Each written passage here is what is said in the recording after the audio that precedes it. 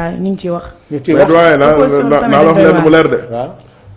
Al Amin Lo du DPG ci assemblée bii de. waaw yaakaar am na na ko wax de. mais témoin que yaakaar démb. bu DPG wee rek jàppal ne assemblée bii naru koo tas. naruñu ko tas waaw.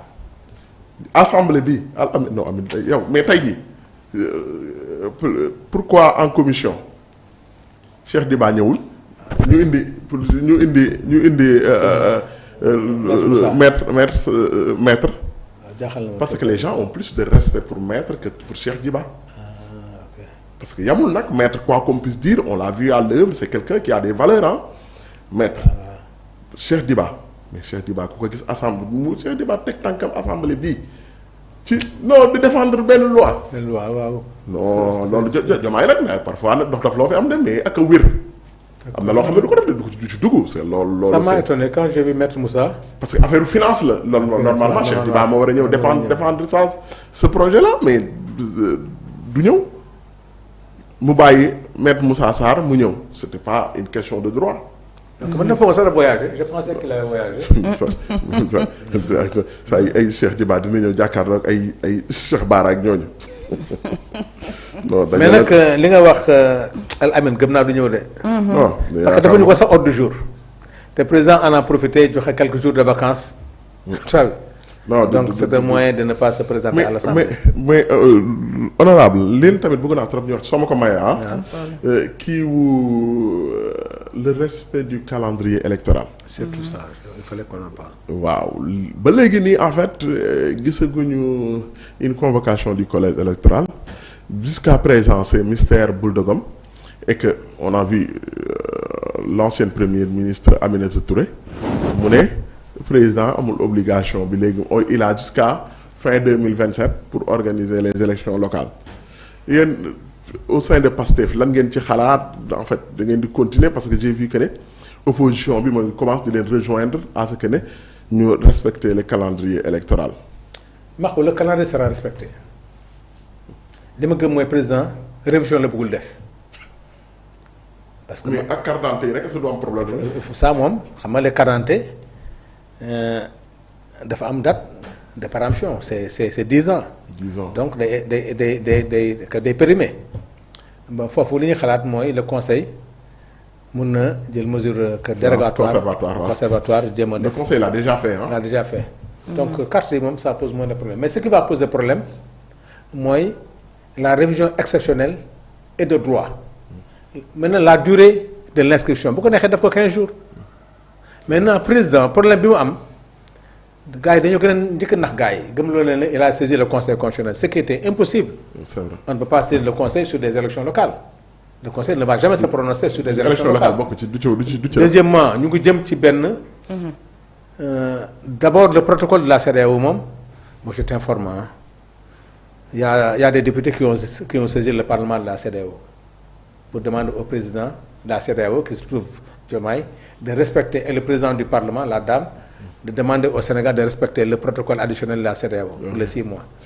xam naa ne semaine prochaine parce que ils vont répondre. D'accord. Maintenant ce qui va se passer mooy président amul possibilité mi mu toll li mu wax baaxul xam nga baaxul c'est que def nañu loo xam ne ay nit dañ ci dee ñu jàpp ci ay nit. Mimi Touré jàng na xam ne ce que c'est une année civile ak une année électorale ak une année de mandat 5e année du mandat xam na ne ça n'a rien à voir une année civile te loolu boo ko toppoon sax kon 2026 lay jeex élection yi la du 2022. waaw si je me trompe pas en 2022. 22 23 24 25 26 bu dee 5 ans yi la. 2023 la woon ci élection locale yi. 2022. 2022. ci leen def local ak législative. waaw même année bi. parce que ñun janvier ci ak leen juillet. janvier donc moom bu ko jëlee année civile. waaw. bu dee 5 ans année civile. kon 2026 lay jeex. 2022 2023 2024 2025 mais c'est une année mandature. électoral mandat la. le début du 5e année. du mandat. mooy fin janvier mooy 23 janvier 2027. Oui. fu mu ko jëlee rek sens bu mu ko jëlee rek dafay daanu. donc te loolu mu ngi évoqué ay article 236 loolu munoo fi reporter élection te jaaruloo assemblée te l'assemblée nag est claire le passé est clair. foofu lañ koy xaar président ne pourra jamais prendre un décret pour prolonger le mandat des députés le mandat des conseillers. Il fera des élections mais dans des conditions extrêmement difficiles parce que ñi mu yónni yëpp pour que ñuy wax ay concertation on va se concerter sur quoi. lan ñuy war a concerter amuñu benn problème le seul problème qu'on a c'est la révision de la liste électorale.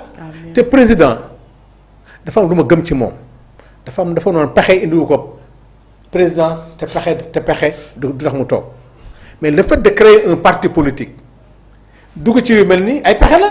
ci pexe président mosul génn ciy pexe. ah bon président tey ma yaa ngi ma nga dëgg sax nga naan. mosul génn ci pexe nga naan il est dans la mêlée. mais nag quand tu es dans la mêlée ci yi ngay nekk yu Macky Sall yi nii oui nii non tey président dem na ba def benn circulaire pour son parti mais président fu mën a defee circulaire pour son parti dans le cadre de la mobilisation président mën na def un décret pour convoquer au moins le corps électoral ou bien convoquer nga c'est-à-dire président léegi dafa dugg ci politique. bàyyi na état ak toutes les conséquences yi am tey gis nga les prix sont en train de flamber. ah oui le kilogramme ministre de la viande non koy wax partout 5500. Serigne Diop talu ko. lamp yaa ngi fay di tàkkaat. Abdourahmane Diouf xamul li xew kenn dégg ko. man loolu tamit daf may étonné trop. ça nous étonne. Diomaye li ñu koy dégg yëpp koy dégg yëpp gëj nañ koo dégg mu wax ci Sénégal. wax du Sénégal. te en plus c'est même en fait il ne fait même plus semblant de gérer ce pays là. waaw waay léegi moom. parce que yow mënoo ne il faut que pour man il faut que Diomaye parce que gis nga parfois boo duggee ci xeex. waaw da ngay dem ba fàtte li la taxaw na jóg. surtout. là Diomaye ne gère plus le pays il gère kiiraay. yaa ngi gère kiiraay. parce que le pouvoir dafa am l'obsession du pouvoir. comment se maintenir au pouvoir. te dafay fàtte ne le meilleur moyen de se maintenir au pouvoir c'est de faire des résultats c'est de respecter ses promesses de respecter ses engagements et le meilleur moyen de se faire détester c'est de trahir ses convictions. Diomaye li ko umpale dafa bëri lool te man j'avais pensé que ne Diomaye avait tout avait appris toutes les leçons de Wade et de Macky Sall. Diomaye li Macky Sall xam ci politique Diomaye même su amaatoon une seconde vie mënu koo xam. Diomaye même su amaatoon une seconde vie Macky Sall moo ko gën a muus. moo ko gën a xam politique.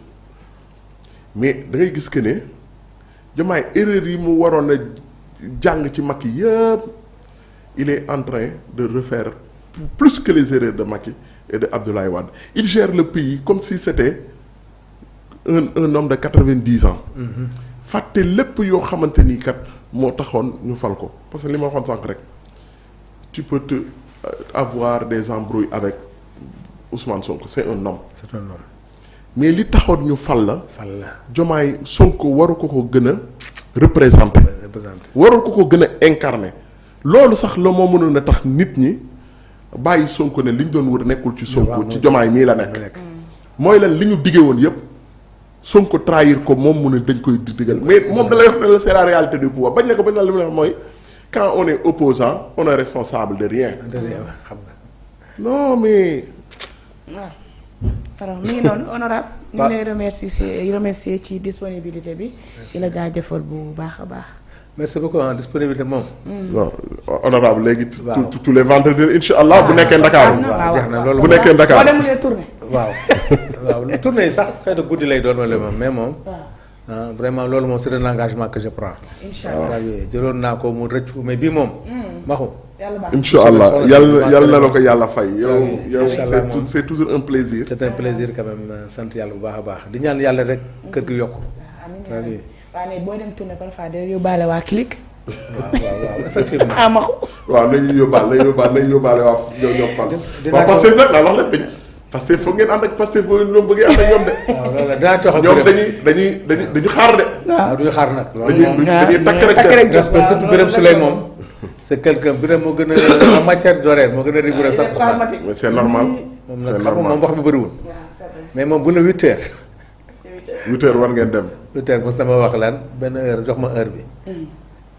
10 minutes la ma may mu ñëw moom maa ngi si yoon bi de mu ne ma dab ma si yoon bi. waaw parce que ñi may xaar. dëgg la non effectivement. mais l'heure c'est l'heure waaw mais loolu nag mooy au Sénégal on travaille pas nag. c'est vrai wax mais yooyu noonu loolu mooy évoluer réew mi. moo koy évoluer réew. loolu moom si on gagne sur le temps rek incha allah. yàlla baax na di leen gërëm di leen sant. waaw donc di ñaan yàlla rek prochainement. comme ça incha allah. alors Marco ñu ngi lay jaajëfal bu baax merci beaucoup. jaajëfal bu baax a baax sunu mbokk internet yi di si la diaspora di leen ñaanal fanaanu jàmm di leen jox rendez-vous la semaine prochaine incha allah.